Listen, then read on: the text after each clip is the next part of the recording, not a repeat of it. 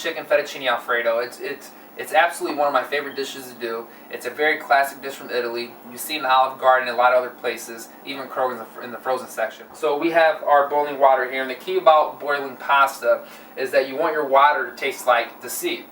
A lot of people ask me all the time, what's the ratio of salt you put in your water? And it's really not a ratio, it's really the taste of it. So what I went ahead and did is got water in here, and I put salt in, I tasted it, it tastes like the sea. And now we have it boiling. We'll go ahead and drop our pasta in.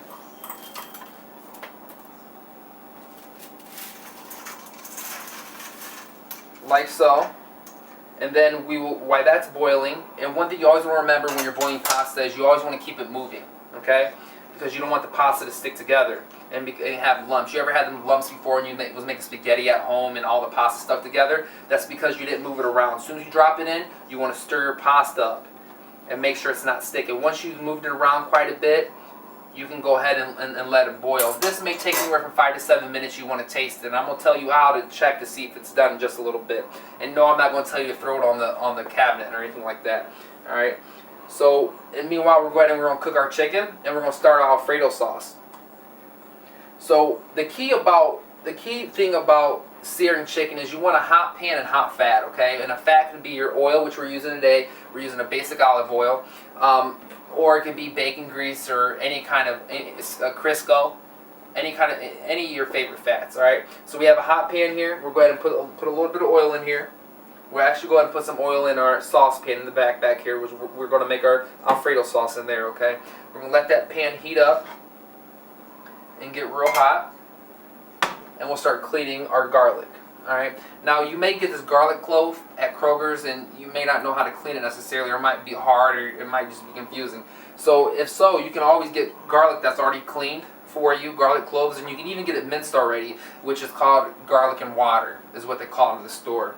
So I went ahead and got both today because I wanted to show you how to clean the garlic clove versus just getting one that's already peeled. Basically what I found to make this more successful for me is I take the garlic clove and I cut it directly in half,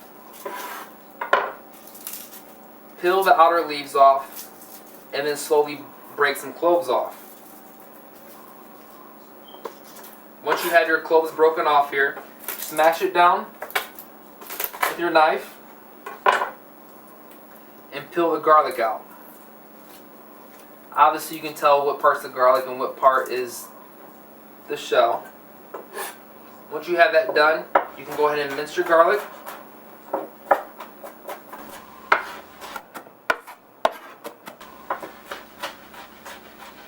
Alright, now what we're going to do is we're going to add a little bit of garlic to our pans here.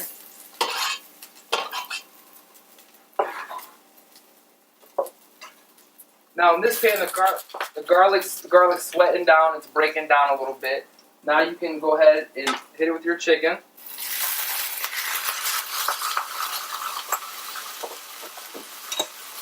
And let that sear, and let it sear nice. Now if you have a screen at home to catch the oil, it always helps to catch that oil in the back, alright? Now back here is where your sauce is going to be. We're going to get some heavy cream, which I got right on the shelf at Kroger's. And we're going to go ahead and we're going to hit that pan with the cream. Alright, you pour the cream in there, you're going to let that come to simmer. Now what you want to do is you want to turn that down a little bit on your cream. I prefer to put it on low and kind of let that heat up slowly. You want to watch your chicken and turn it over when it's ready to be turned over. And all we're going to do is mark this chicken. All right. We're going to make sure that each side of the chicken is nice and golden brown. Then we're going to go ahead and pull her off. Right.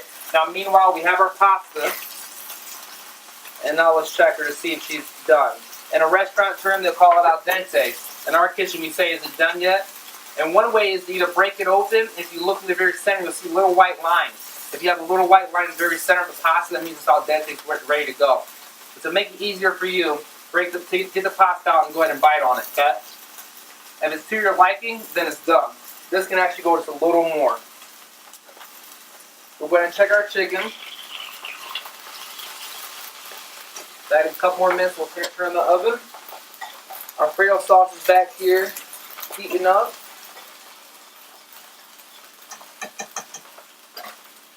Now meanwhile, we can go ahead and we can clean our fresh basil. Fresh basil you can get at Kroger's or any supermarket in your location. It's over in the produce aisle. I've always seen all grocery stores that carry it, so you shouldn't have a problem finding it. Now what we want to do is we want to do something that's called chiffonade actually.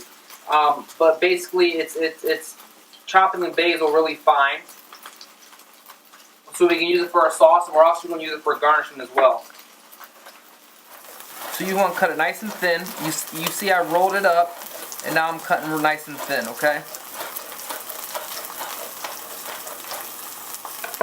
And then you have perfectly cut basil, nice and fresh and thinly cut, so it's easy to eat. Alright, so our chicken's about done, our pasta's there. Now we're going to focus on our sauce, alright? When I was a chef in Vegas at the Palms, I was something called a saucier. And what that is what you did all day long is you made soups and sauces. I did that a lot. I took leftover stuff and I turned it into soup or I turned it into sauce. So I'm really big on sauces, okay? So anyways, we have our sauce here. Our heavy cream that we started off is warming up nicely. And we had a little bit of garlic in there. Now we're going to hit it with some salt and pepper, which I have here, a little salt and pepper mix. And you want to stir it. If it starts to foam up a little bit, like it wants to run over, just shut her down. That means the creams get nice and warm. And then what you want to do is you want to add Parmesan cheese. And I'm adding grated Parmesan cheese. And the grated Parmesan cheese you can find at your local store, Kroger's, Great Scott, or wherever's close by. So you want to go ahead and add your Parmesan cheese. And this really, people always ask me about ratios on how much cheese you want to add them. It's really up to you. Do you like your real cheese or do you not like your real cheese? I personally love cheese, so I add a little more cheese to it. So I add 1 quart of cream. And I'm probably going to add about 1.5 cups to 2 cups of grated Parmesan cheese. So you want to keep stirring it as you add the cheese because you need that Parmesan to melt. You don't want it to fall at the bottom of your pan and then it burns, alright? So keep stirring, keep whisking as she's going. And you'll see it starting to thicken up and stuff as you add the cheese. The cheese will help thicken it up as well too. You shouldn't have too much of an issue. Now, if you're making a huge batch of sauce, you'd want to do something else called a roux, which you'll start in your beginning with your butter and flour. But if you're making just a small batch for 4 or 5 people like I am today, you can just warm your cream up, hit it with your garlic, hit it with the cream, hit it with Parmesan cheese, salt and pepper, and you should be good to go. Alright, so this is thickening up pretty nice actually. Add a little more cheese. And she's going to be there. Once you add your cheese and you get it there and you get the cheese melted, shut the heat off. I've always been told in different places that I've been a chef at, I always told my employees, the heat's your friend, not your enemy. You can control the heat, okay?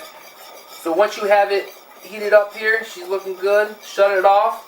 We're gonna go ahead and hit it with some fresh rosemary. We're going to hit it with a little bit of fresh basil. And we're going to hit it with a little bit of green onion.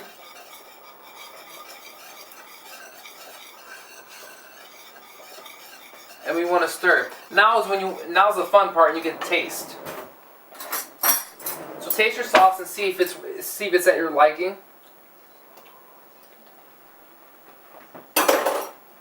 That's good right there. The only thing I suggest is a little salt and pepper. Don't be scared of salt and pepper. Give a little salt and pepper.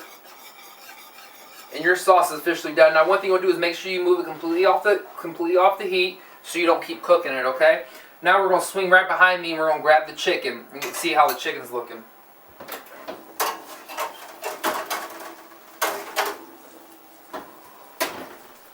She's looking good. She's nice and golden brown. She's ready to come off. So we'll bring her over here and we'll slice her for our fettuccine. Alright, our chicken's cut. It's cut beautifully. You see I cut it at an angle. That's actually called an Asian biased. You want your knife about a 45-degree angle and you want to slice it nice and thin, real thin pieces. So we went ahead and cut our chicken. Now our pasta's in the sink. We're going to grab some pasta for a dish.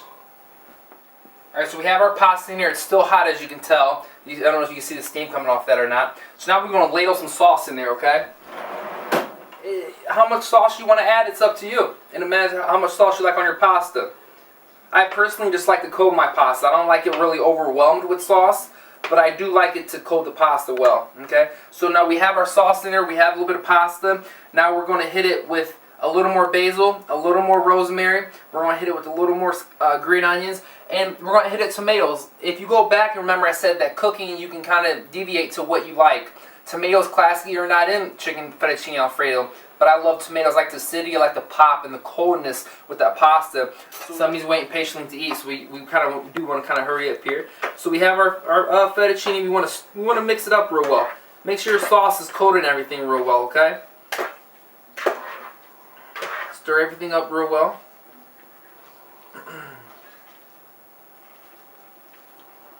And then you can go ahead and it's time to eat.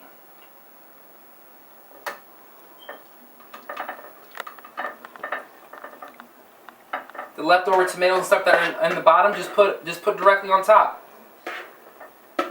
Scrape all the goodness right there on the plate. Dirty tongs there. And if you're a cheese person, we're gonna finish with a little more cheese. All right, and right there is a classic chicken fettuccine alfredo with a little tomato and a little rosemary. And here's our chicken fettuccine, and I hope you guys enjoy because it's amazing. Chicken's nice and moist. The sauce is beautiful. Pasta's cooked perfectly. I hope you guys enjoyed. I hope you guys learned something. And I cook a dish that good. That's amazing. And I made it, but it's amazing. I hope you guys go home and make this for your friends and families. Again, thanks for joining Cooking with the Chef. I hope to see you again on the next episode. Have a good night.